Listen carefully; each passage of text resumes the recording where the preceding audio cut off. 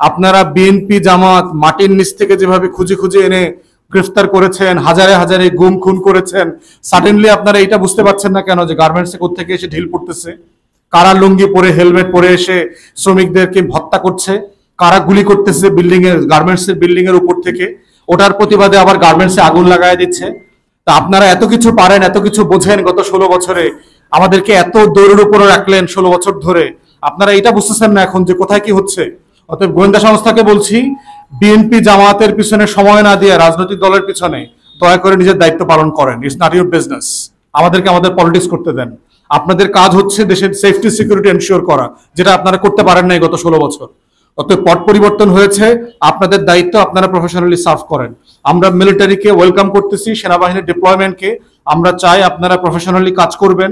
জাতির বিভিন্ন ক্রাইসিসে আপনারা যেভাবে সাহায্য করেছেন, আপনারা অনেক স্বৈরাচারকেও সাহায্য করেছেন, কিন্তু আমরা আশা করব 5 তারিখের পর থেকে যেভাবে আপনারা জনগণের পাশে দাঁড়িয়েছেন, দেশের মানুষের পক্ষে দাঁড়িয়েছেন, স্বাধীনতার সার্বভৌমত্ব এবং জাতীয় স্বার্থের পক্ষে দাঁড়িয়েছেন, সেখানে এসেই আপনারা আপনাদের প্রফেশনাল পেশাদারদের সাথে দায়িত্ব পালন করবেন, এটাই আমরা আশা করি।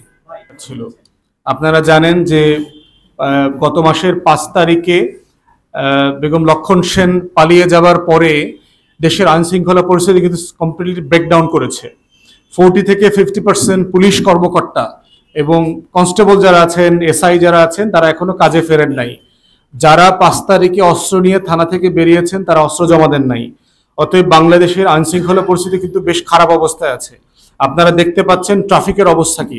অলমোস্ট কোনো মোড়ই আপনি ট্রাফিক দেখতে পাবেন না। দেখতে পেলেও যেখানে 4 জন 5 জন 6 জন ছিল, সেখানে আপনি 1 জন দেখতে পাবেন, এবং তারা বেশ হিমশিম খাচ্ছেন ট্রাফিক নিয়ন্ত্রণ করতে।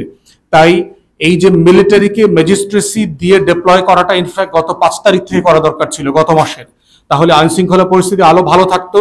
এবং দেখেন আলটিমেটলি কিন্তু জয়েন্ট অপারেশনে সেনাবাহিনীকে নামাতে হয়েছে গত 1 সপ্তাহ আগে।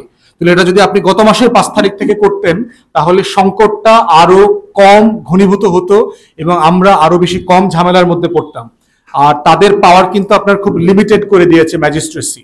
তাদের খুব বেশি কিছু করবার নাই, এবং খুব ছোটখাটো অন্যায়, ধরেন এই ইমিডিয়েটলি কাউকে ডিটেইন করা, ছেঁচড়া, চুরি, বাটপারি, চাঁদাবাজি, যেখানে পুলিশকে পেট্রোলে পাওয়া যাচ্ছে না, ফোন করে পাওয়া যাচ্ছে না, থানায় সাপোর্ট দেওয়া, এই ধরনের কাজ তারা করবেন।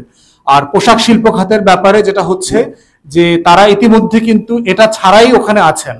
পোশাক শিল্প কারখানাগুলো যেখানে আছে, তারা ইতিমধ্যে সেনাবাহিনীর পক্ষ থেকে ক্লাস্টার করেছেন, জোন করেছেন, জোন করে করে সেখানে ইতিমধ্যে তারা ডিপ্লয়মেন্ট করছেন। এখানে আমাদের র্যাব, বিজিবি, এপিবিএন, এগুলো সবগুলো কাজ করছে। যেটা কাজ করছে না সেটা হচ্ছে ডিজিএফআই এবং এনএসআই।